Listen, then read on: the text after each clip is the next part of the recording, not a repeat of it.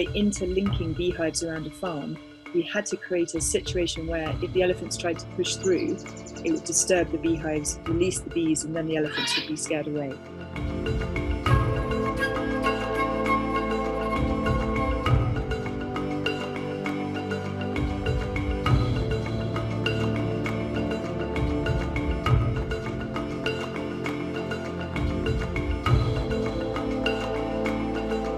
This stops farmers throwing spears at them, throwing stone, throwing fire, even shooting at the elephants. It's a natural kind of way to keep the two apart.